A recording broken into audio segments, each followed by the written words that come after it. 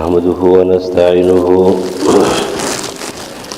ونعوذ بالله من شرور أنفسنا ومن سيئات أعمالنا أما بعد فأعوذ بالله من الشيطان الرجيم بسم الله الرحمن الرحيم وإذ قلنا للملائكة اسجدوا لآدم فسجدوا إلا إبليس أبى واستكبر وكان من الكافرين وعن ابن مسعود رضي الله تعالى عنه عن النبي صلى الله عليه وسلم قال لا يدخل الجنة من كان في قلبه مثقال ذرة من كبر فقال رجل إن الرجل يحب أن يكون ثوبه حسنا ونعله حسنة قال إن الله جميل يحب الجمال الكبر بطر الحق وغمط الناس رواه مسلم. کله چې ویلو فرشتو د سجده وکړه آدم علیه السلام ته تساوي سجده وکړه د تعظیم یا د تحیې، لیکن ابلیس منع شو، انکار وکړو، تکبر وکړو، ځکه چې هغه و د کافرانو نه یا وګرځېد د کافرانو نه. عبداللہ بن مسعود رضی اللہ تعالی عنہ فرمائی، صحیح مسلم دا حدیث نقل کړي چې نبی صلی الله علیه وسلم فرمائی چې جنت ته هغه سړی نشي داخلېدلی چې دا په زړه کې ذرې برابر تکبر وي. پس ویله یو سړي چې بېشکه یو سړی دی خوښوي دا خبره چې شي د هغه جامې ښه پیزار یې ښایسته وي، ښه وي. نو نبي علیه السلام وفرمایل چې بېشکه الله صفایي، سترګي، جمالت خوښوي، خپل الله جمیل دی، او تکبر دا خو د حق نه بیزاري، حق پټول د حق نه انکار دی، او خلقو د سپک کتل دی.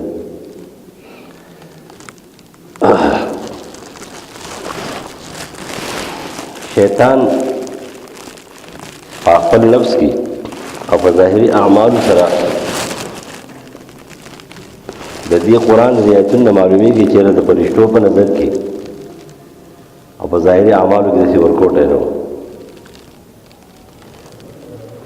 ځکه ورکوټی نه و چې دومره بره تللی دی او اسمانونو ته ختلی دی. د دنیا مخلوق دی او د دنیا مخلوق چې دی نه هغه تللی دی بره، او ظاهري کمالات یې دي، ظاهري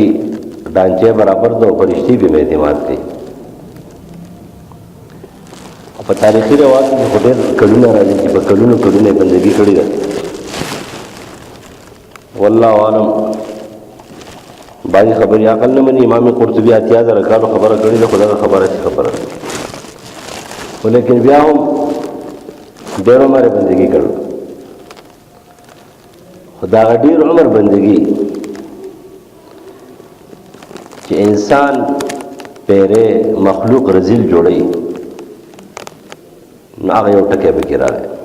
درې خبرې وې داسې دي. علامه ابن قیم رحم الله فرمایي چې انسان کې دا درې صفتونه راشي، یا درې واړه په یو ځای، یا دوه یا یو. خو د دې انسان نه، د دغې پیري نه رذیل انسان او رذیل پیرې او بیکار اولاد دي، ذلیله جوړېږي. صفات یې تکبر. او دویم نمبر دی حب جاه، حب تفوق ورته وایي، عجب ورته وایي، خپله بلندي، خپله غلبه، خپل خواهش ښکاره کول. او دریم نمبر ریاکاري، دا دیني اعمالو باندې فخر کول، په عباداتو باندې فخر کول، په علمي کمالاتو باندې فخر کول. تکبر هم دی او ریاکاري هم ده. دا درې کارونه داسې دي دا انسان رذیله کوي، دا یې ذلیله کوي، او دا یې رجیم ګرځوي، ذلیل او رسوا یې ګرځوي. لکه څرنګه چې حدیث کې راځي، نبی علیہ السلام فرمایي د قیامت پر ورځ باندې به دا متکبره او د جبابره عین المتکبرون الجبارون فی الارض چې په ځمکه کې سرکشي کړې وه دا مغرور او متکبره خلک څه شو یجعلونهم کالذر دا به داسې وګرځئ لکه د ذرو په برابر باندې د سرو میږو په شکل باندې د هغوی په صورت باندې د هغوی په قد باندې او دا په دغه زمانه کې ذلیل او رسوایي خلک به رفاسه ګرځي دا هغه خلک چې دا به وختي طور باندې دا د میدان محشر سزا ده بعضې سزاګانې داسې دي چې هغه د میدان محشر سزاګانې دي یو دا متکبرینو سزا د میدان محشر ده جنت او جهنم خو دا وروسته دی د حدیث کې راځي چې وروسته به یو د زکات د منکرینو زکات د مانعینو په باره کې حدیث کې راځي نبی علیه السلام فرمایي چې څوک زکات نه ورکوي دا په میدان محشر کې وغورځولی شي او دا خپل زکات چې که سره سپین زر دي دا په جهنم کې ګرم کړی شي دا پې داخله کېږي دوی او که دا ګړي بيزي او غواګانې وخاندي دا پې رپاسې چې کومه دي ګرځي تر دې به چې فیصلې وشي څوک جهنم ته لاړ شي څوک جنت ته لاړ شي دوی بیا دي دا د میدان محشر سزا ده او دا ذلت دپاره ده د ذلت او د رسوایۍ دپاره ده د چا د خولې نه نوڼۍ شو کول په دې طریقه چې ستا خپل مال دی په هغې کې زکات دی ته کښې نو ستا دا سزا ده نو چې یو سړی د پردی حق چې کوي د هغه د خولې نه د هغه حق دی هغه شو کوي دا یې ورته سزا وي یعنې یو خو دا چې ستا حق دی نه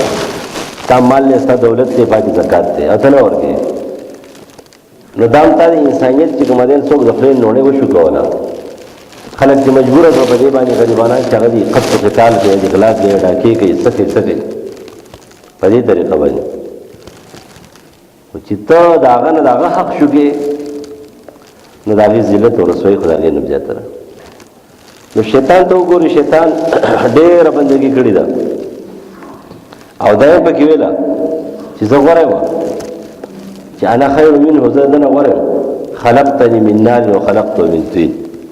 زه د اور نه پیدا کړی وم او دا یې د خټې نه پیدا کړی دی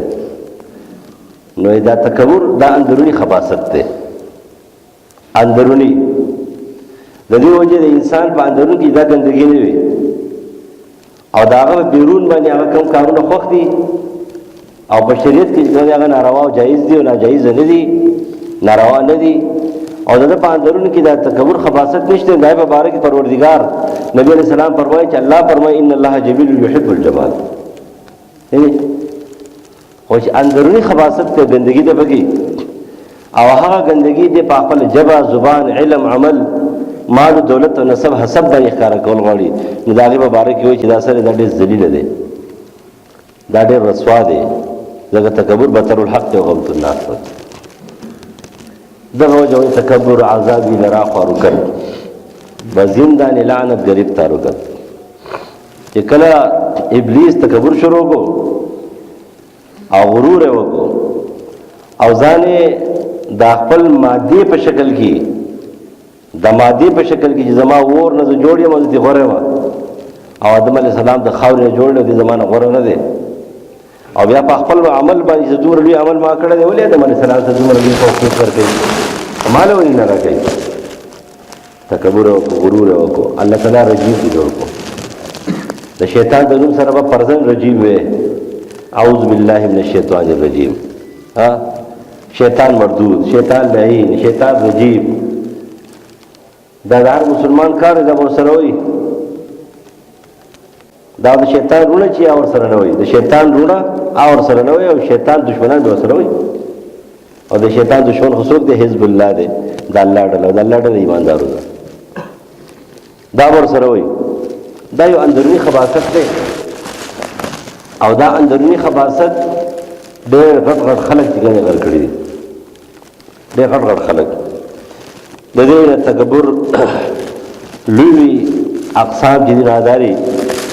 د ټول غټ تکبر په الله باندې تکبر کول دي په الله باندې څنګه تکبر وکړي د الله حکم نه مني د الله د حکم نه انکار کوي د الله د قانون نه انکار کوي دې ته تکبر ویل کېږي چې د الله قانون ته وړاندې کې بطر الحق دی حق نه مني هر انسان داسې دی نن سبا حالات داسې دي خور ته پته لري چې زه به ناحق یم بیا هم لګیا دی او دا تش منځونه او د سونه دي ورته خبره یاد ساتي ورته تش منځونه او د سونه دي هغه نشته او که فرض که څوک یې کوي کنه تش منځونه او د سونه دي نور هر انسان خپل ځان پیژني خپل زړه پیژني خپل کارونه پیژني خپل آرامي ځوبونه پیژني خپل نیکي بدې پیژني خپل انسان نه پیژني دی خپل ځان خبر نه دی یو کار دې متوجي شي دی یو دم په دې باندې پوهه دا کار غلط دی نقطې او هلي حواله ته ضرورت نه خدای خپويږي ذکر کله پېښ کوم چې هر خلک وایي صحابه پیغام ترجمه کې ما د صحابو د ذکر اصل خوند لپاره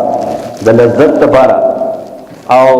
د اندرون د سکون لپاره کله کله سره ګوري اوري او دغه کې تلاړ شي او کله دا سوچو چې لنکیا اے مشرک اے کافر اے هندوسی کا اے يهودي عیسائی خیر دې کزه به غیرت ما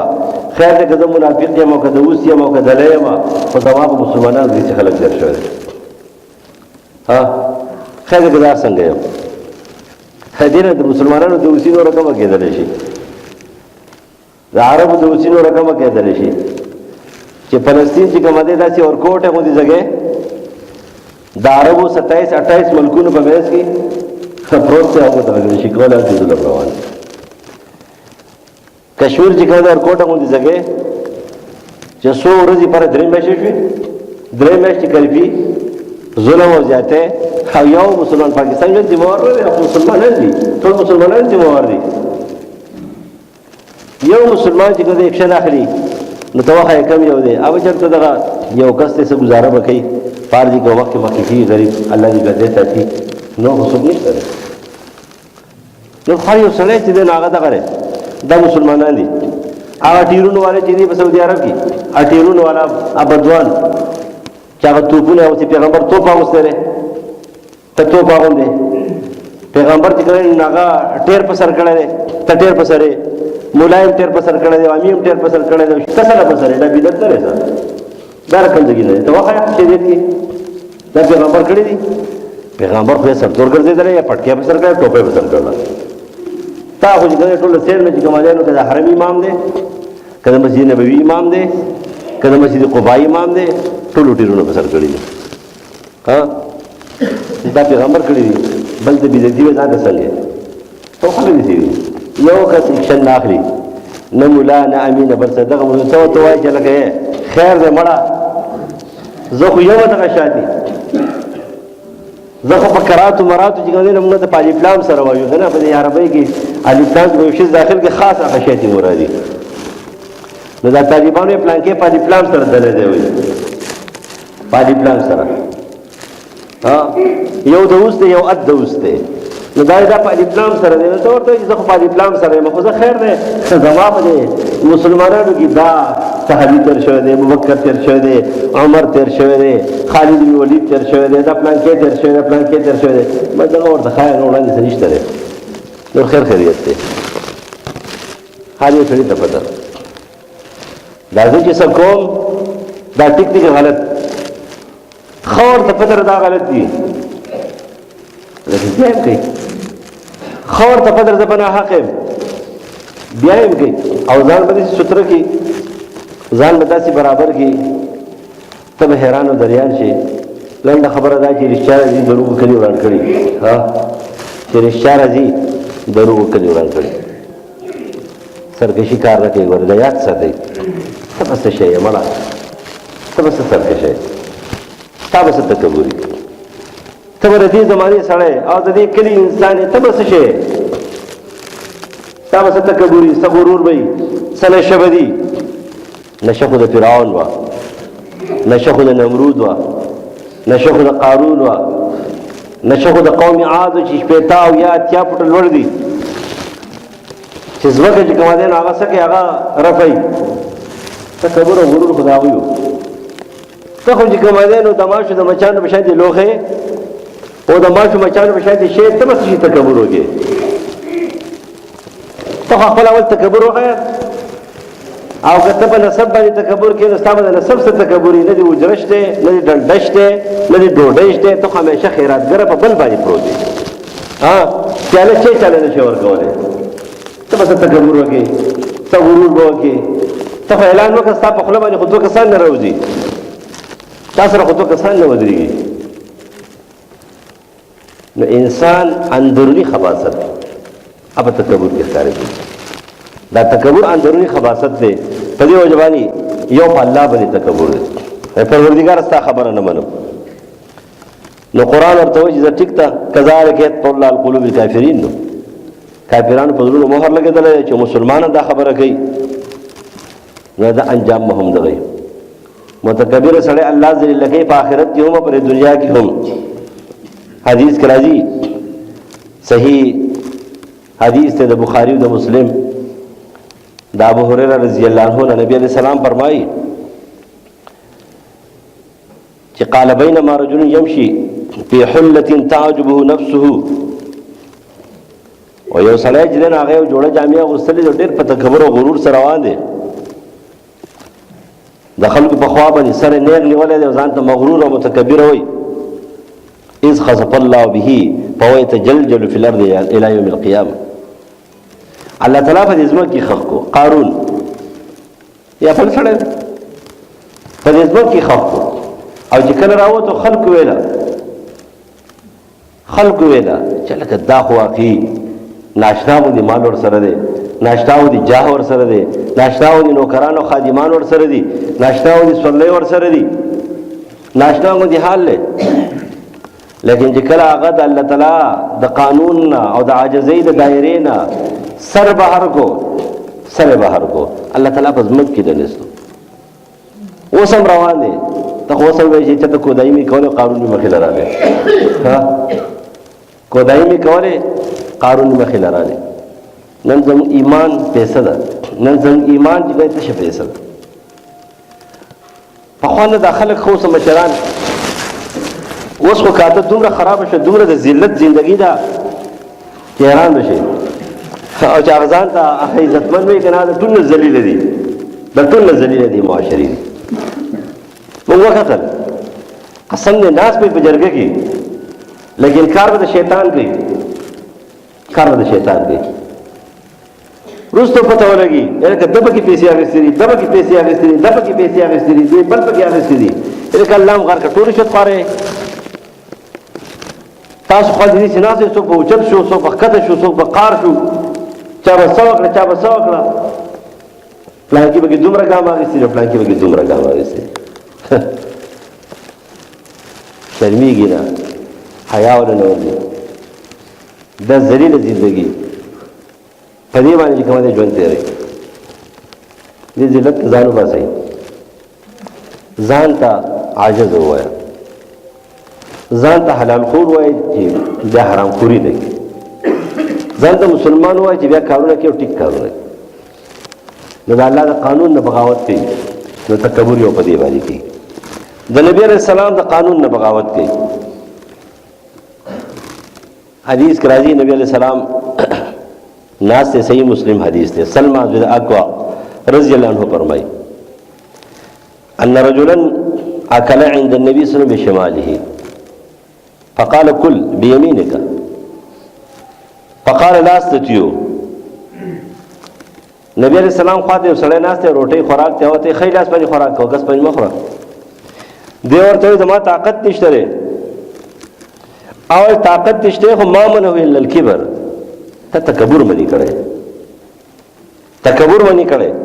تر پیغمبر د حکم نه خلاف ورزي کې قال فما رفعها الى في خلیج کوم دین هغه ته لاس دوباره اوچت نشو لاس یو پاک کاسه کې پاتې شو نو کله کله تکبر دی یاد دی د پیغمبر د قانون په مقابله کې تخپل ځان اوچت غړي الله تعالی درته کوم حکم کړی هغه نه ځان اوچت غړي پیغمبر ته کومه طریقه خو دلی دا داغه طریقې نه ځان اوچت غړي نو چې کله ځان اوچت غړي ستاسو دغه حلیلی په خیلاس باندې خوراک کول سنت طریقه ده فرض واجب نه دي مکروه تحریمی دي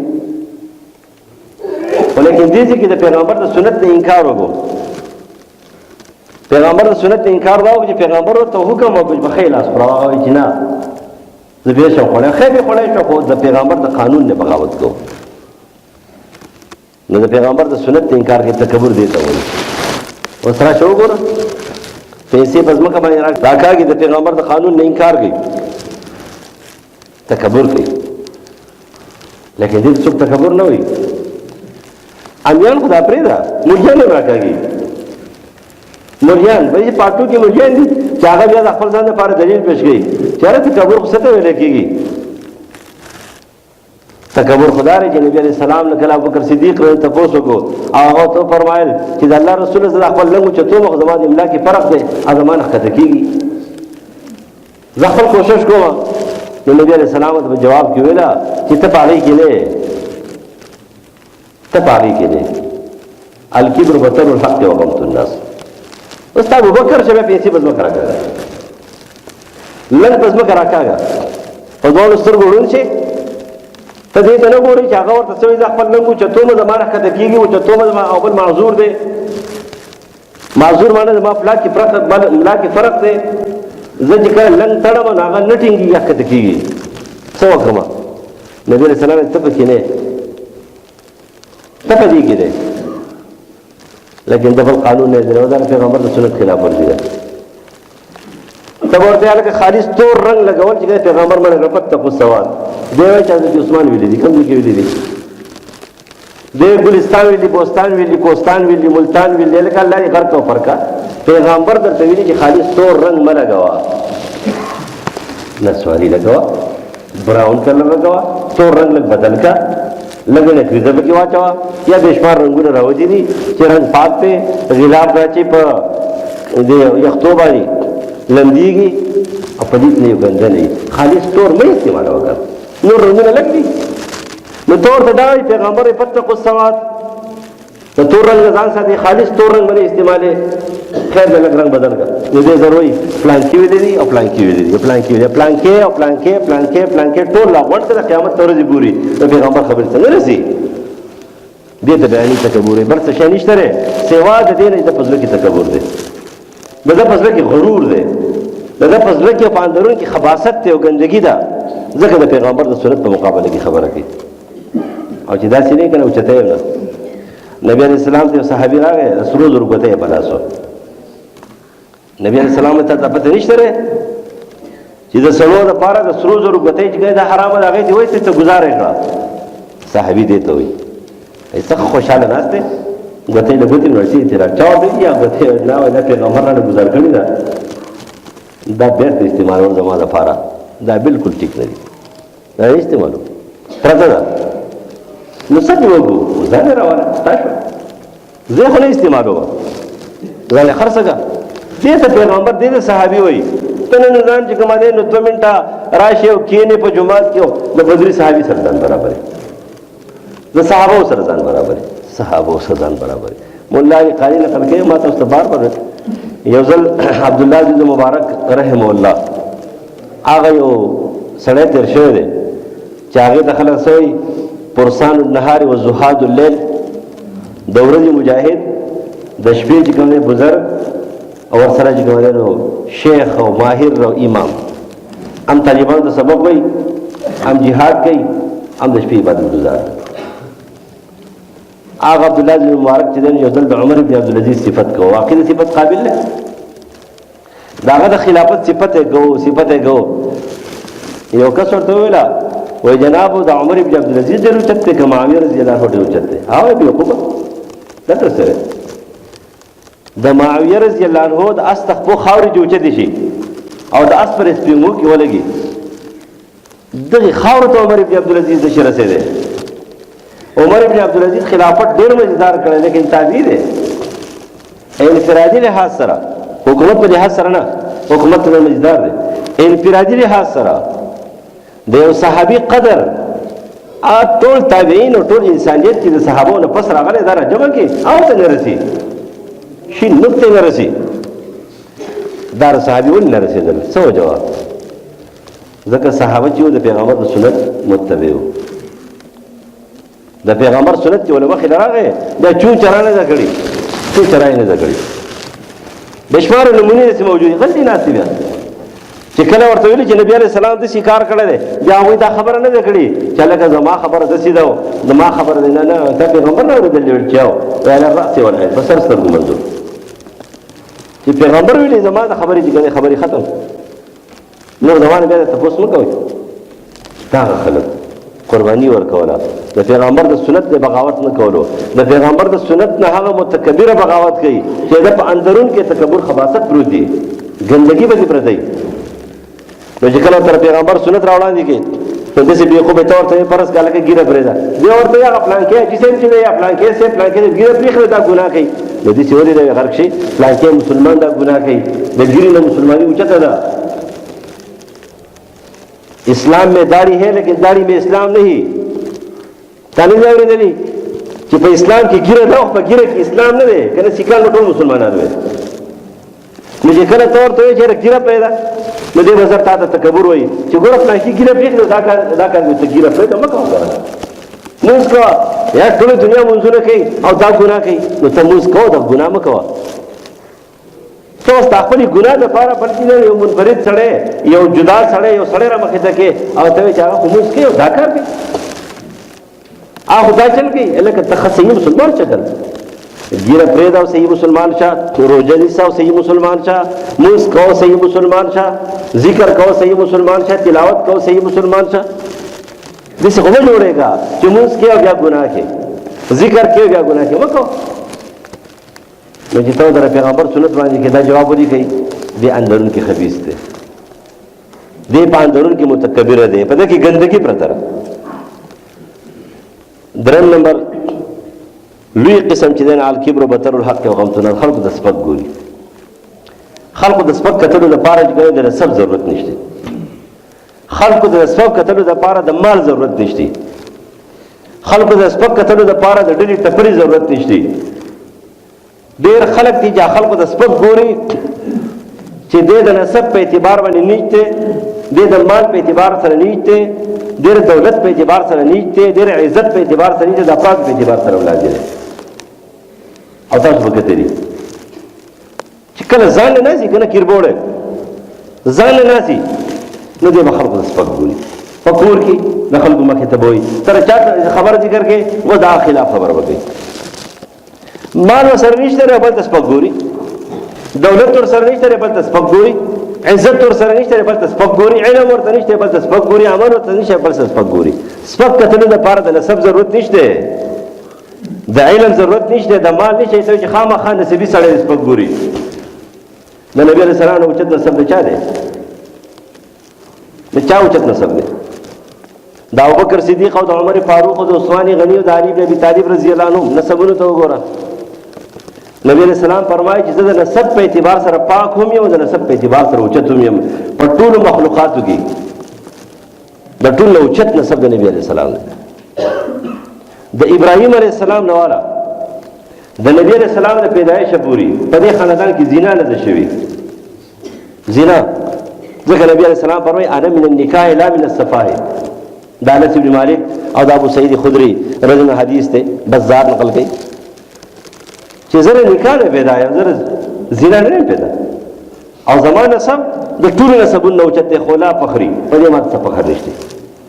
نو که په نسب باندې فخر کولې نبی علیہ السلام وکړي که په نسب باندې فخر کولې ابوبکر او عمر او عثمان او علي رضی الله عنهم وکړي اوچت نسب او که په نسب باندې فخر کولې نو یوسف علیہ السلام وکړي یعقوب علیہ السلام وکړي چې کله د نبی علیہ السلام ته پوښتنه شو صحیح بخاری نقل کړي چې ټول عزتمن خلک څوک دي نو په جواب کې څه ویل الکریم ابن الکریم ابن الکریم ابن الکریم یوسف ابن یعقوب ابن اسحاق ابن ابراهیم عزتمن زوی د عزتمن زوی د عزتمن زوی د عزتمن یوسف زوی د یعقوب زوی د اسحاق زوی د ابراهیم علیه السلام او فخر نه نه کړي حسن وسره فخر پکې نو تکبر پکې نو یوسف علیه السلام بادشاہي ور سره تکبر او غرور پکې نو ظلم پکې نو پیغمبري ور سره تکبر پکې نو مال دولت ور سره ده ټول دنیا په سر پسې ګناه پکې نشته ده تکبر پکې نشته ده تکبر د لپاره دې ضرورت نشته چې یو سړی د خیستې تکبر دی کوي یو سړی د مالدار تکبر دی کوي یو سړی د نسبی یعنی تکبر کوي یو سړی د علم زیات یعنی متکبر دی نه تکبر یو اندرونی خباثت ده کله به سړی چې اثر به مال نه دی متکبر دی خلق د سپک ګوري ته دې خبر نه خلق د سپک ګوري په سوچ کې په خپل محفل کې مال به ورسره نه، دولت به ورسره نه، افراد به ورسره نه، علم به ورسره نه، عمل به ورسره نه، دی به متکبر دی به مغرور دی. دا یو بدترین عیب دی. الله دې دې عیب نه موږ وساتي. نو دا څلور درې قسمونه تکبر لوی لوی اقسام اسباب یې څه دي؟ نو اسباب تاسو ته پته ده مختلف اسباب دي. څوک چې کوي په مال باندې، څوک په جمال باندې، څوک په حسب باندې، څوک په نسب باندې، څوک په علم باندې، څوک په عمل باندې، او چا سره هیڅ هم نه وي په دې باندې کوي هیڅ هم ورسره نه وي، خو دې څه وي دې متکبر او یا د حسد او د کینې په وجه باندې دې تکبر او غرور دی. لہذا د اندرونی خباثت دی، د انکساري خلاف دی، په ظاهري اعمالو باندې فخر کوي، دا د اخلاص د عمل خلاف دی. الله دې موږ تکبر نه وساتي. عاجزي راولي د خاورې نه پیدا یې د خاورې نه پیدا یو. ځمکې ته به ځو اسمان ته به زر نه خېږي اول په ځمکې ښخوي او د روح پته نه لګي سجین ته به ځو که علین ته به ځي په هېڅ چا باندې حسن ژوند کولی شو د انشاءالله سره ورته مسلمان او ایماندار او جنتي ویلی شو قسم د یقیني ورته نه شي ویلی. د دې زمانې یو شیخ مړ شو، یو بزرګ مړ شو، یو امام مړ شو، یو مفتی مړ شو، یو بل صاحب مړ شو، یو عام فاسق فاجر مړ شو. ته دا نه شي ویلی چې هغه مسلمان و، د مسلمانۍ په دایره کې و، دایره اسلام نه وتلی نه، مرتد شوی نه و، د شهر اسلام انکار نه دی کړی، مسلمانۍ نوم پې پروت دی، لیکن تا هغه فاسق فاجر ته جهنمي یقیني نه شي ویلی او تا هغه نیک صالح ته چې کوم دی جنتي یقیني نه شي ویلی. انشاءالله به ورسره وي، قسم پې نه شي خوړی، طلاق نه شي اچولی. تا دې څه پته ده؟ پته خو هغه ځای کې ده یو سړی ډېر ښایسته دی، ډېر پاک دی، ډېر مزدار دی، خو د الله په نظر کې خراب دی. موږ پرې حسن ژوند کوو، نه عاجزي کوئ. تکبر او غرور خطرناک شی دی. چا په علم تکبر کړی دی هغه غرق شوی دی، چا په عمل تکبر کړی دی هغه غرق شوی دی، چا چې په مال دولت کړی دی هغه غرق شوی دی، په نسب او حسب یې کړی دی هغه غرق شوی دی. خو چې کله عاجزي کړي دا کامیاب دی. دویم نمبر حب جا، حب تفو، دا یو دویمه بیماري ده خطرناکه د متکبر سره ده، تکبر نه پیدا کېږي. همیشه خپله بلندي، همیشه خپله غلبه، همیشه خپله خبره اوچتول، دا د تکبر یو شاخ دی، د غرور یو شاخ دی. خو دا د انسان د رضالت لپاره بدترین شی دی. حافظ ابن کثیر البدایه والنهایه کې نقل کوي، یو واقع نقل کوي، یو صحابي نه چا تپوس وکړو د 23 صحابو نه چې کوم دی نو خبره راغله بېرته درته د ده نه چا تپوس وکړو دا ورته یاره دا مسله دا د صحابي نه تپوس وکړه دته معلومیږي زیاته معلومه ده ماته نه ده. د هغه نه هغه چې وکتله چې بل ناس هغه ته بل دې چې تلو بېرته دې صحابي ته راغی دا عبدالله بن عمر رضی الله عنه. د 22 صحابو نه خبره دلته راغله او چې کله دلته راغله نو هغه وخندله ټول جواب درنکو هغه یې و چې هغه ښه دی هغه ښه دی هغه ښه دی د دې نه تپوس وکړه نه ورته جواب ورکړو. ای د دې ته ویل کېږي څه شی عاجزي، علمي عاجزي.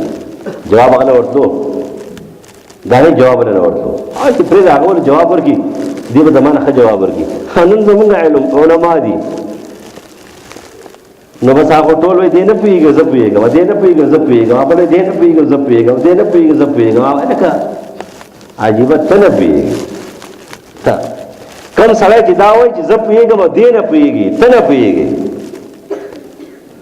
که ته پوهېږې دا یو خبره ده چې کله د جاهلانو محفلې ټول عوام دي په هېڅ نه پوهېږي او په یو ځای کې یو مسله ده دیني مسله دا خبره پکې یاد ساتئ او خلک خبرې کوي او غلطې خبرې کوي نو په هغه وخت کې که یو عالم وایي چې تاسو نه پوهېږئ زه پوهېږم من تپوس وکوئ نو دا بیا ګناه نه ده. په دې پوهېږئ ولې ګناه نه ده؟ صحیح بخاري سعد بن وقاص رجل حدیث بار بار نقل کړی دی. کله چې هغه نه اعتراضات جوړ شو د گورنر د مصر نو په اعتراضات کې یو اعتراض دا چې مونږ صحیح نه کوي امامتي صحیح نه کوي نو هغه ورته په جواب کې دا وویله چې د کیکرو پوستکو پاڼو زمین وختي پاخه کړي. اوس د مناست یو ځوان راپاسي او ما ته هېڅ په منظر نه پوهېږې ته به څه پوهېږې په منظر څه پوهېږم ما د پیغمبر نه زده کړی نو دا ګناه نه ده. یا لس صحابه ناست دي صحیح بخاري حدیث دی پای کې ابو حمید ساعدي رضی الله عنه ناست دی په هغې لس صحابو کې چې کار هغه وکتله چېرې دا خبره دوی نه ده معلوم ځکه دوی موجود نه وو زه موجود نه هغه ورته چې انا اعلمکم زه په دې خبره ستاسو زیات پوهېږم زما خبرې ته غوږ کېدئ دا ټیک ده اصل ته په اعتراض کې پیش کړي چې په حدیثو کې داری ځان په حدیثو پیش په دې صورت کې چې محفل له دا پته ولګېدل دا خبره غلطه نشر کېدو واله ده او تا د پته ولګېږي چې زه زیات پوهېږم نو بیا به وې چې زه زیات پوهېږم ته نه پوهېږې زما خبرې ته غوږ کېده دلیل پیش کوې دلیل بغیر کار نه کېږي خو که فرض که داسې نه وي او تا وکتله چې دا معلم دی ته ورته وایي چې لکه د بل نه تپوس وکړه په دې کې بیا احتیاط کې ته عاجزي وي خپل ځان نه اوچتې همیشه دپاره به ځان ته کمزوری نسبت کې زه خو بېکسه یم زه خو بېوسه یم زه خو کمزوری یم او که ته وایې چې نه زه خو زه یم نو ته هېڅ هم نه او که تا وایې چې زه هېڅ هم نه یم نو ته بیا انسان یې ته بنده یې بیا ته بیا کمالت ته ورسېدلې خو که تا وایې چې زه هر څه یم ته ناکام شوې ذلیله شوې لاندې وغورځېدلې برباد شوې خطرناکه بیماري چې هغه د تکبر خور ده هغې ته ریاکاري وایي په دیني اعمالو باندې ریاکاري کول او په دیني اعمالو باندې ریاکاري دا ډېر خطرناک شی دی د هغې مبارک علامه شوکاني یا ایها الناس اعبدوا تحت جلد اول کې د عبدالله ابن عباس رضی الله عنه نقل کوي هغه فرمایي اگر که د حدیث ته مرفوع چا ویلی دی خو دغه ځای کې موقوف ذکر دی د عبدالله ابن عباس خبره ده چې په دې امت کې به حدیث کې صرف دومره دي چې زه په تاسو باندې یېرېږم د شرک اصغر نه یېرېږم ریاکاري او عبدالله ابن عباس رضی الله وضاحت کوي چې ریاکاري په دې امت کې داسې ګرځي به ګرځي لکه په تک توره شپه کې په تور کاڼي باندې یو تور نری میږی روان دی د هغې په کچاري سره پوهېږي نن سبا چې موږ وګورو موږ ټولو کې دغه چل دی تاسو نو خبر نه یم خو زه کله کله دوره تفسیر کوم په دې نورو کې راته پته نه لګي خو په دوره تفسیر کې دوره تفسیر ډېر ګران کار دی دا چې کوم علما کې هغوی ته دا پته راغله طالبان جو ته ناست هغه ستړي شي نو چې کم غریب ناست نو ډېر ګران کار ځکه دی په روژه کې 5 غنټې 6 غنټې 7 غنټې درس کول مسلسل دا ډېر ګران کار دی خوب مو پکې نه د شپې به ګورې او د ورځې به چې کله بیا بیانوي نوټونو والا خو ځان نه خبره ده او کتل متل نه کوي ولیکن نور به ګورې خامخا به ګورې تفصیل به ګورې بل کتاب به ګورې معاشره به ګورې دا معاشرې تحت به خبرې راځي به ټولې ګورې نو چې کله دا 45 42 یا 43 ورځې ختمې شي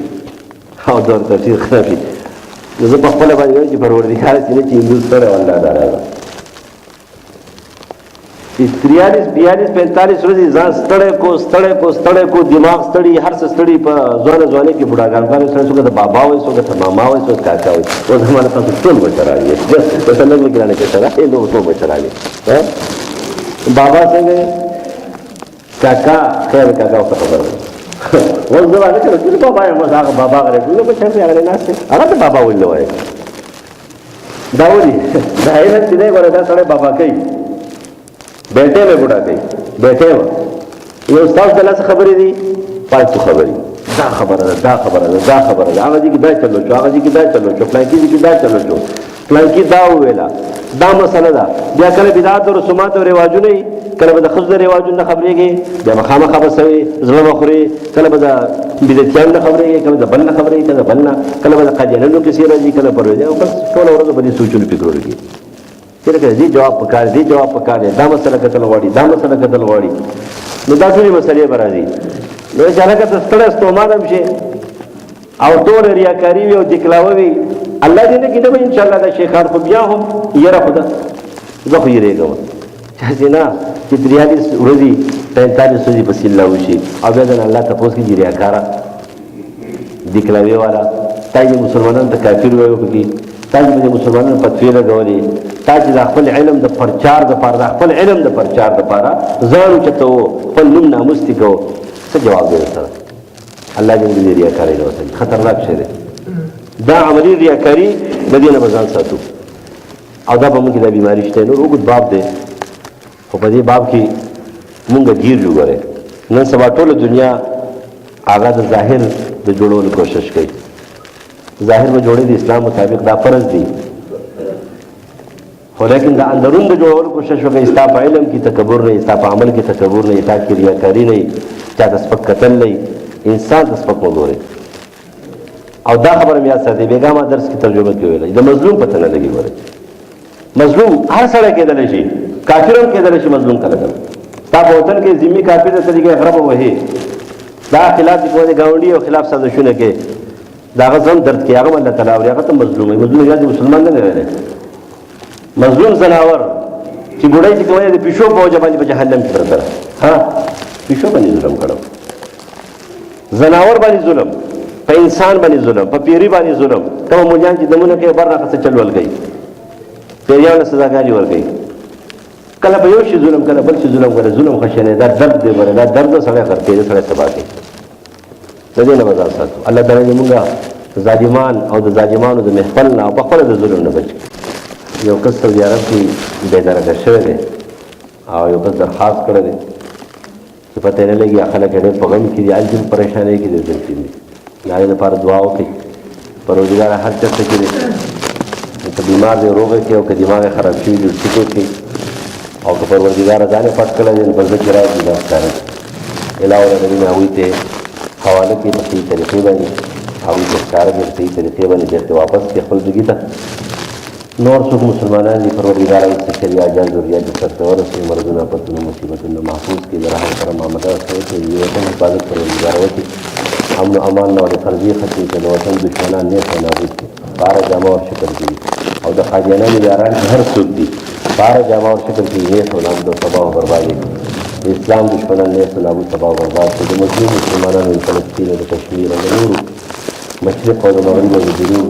چې کوم مظلوم مسلمانان دي امداد او تعاون وکړي، او دا مردگان باره کې دعا وکړي. څومره مړي شوي دي پروردګار ټول معاف کړي.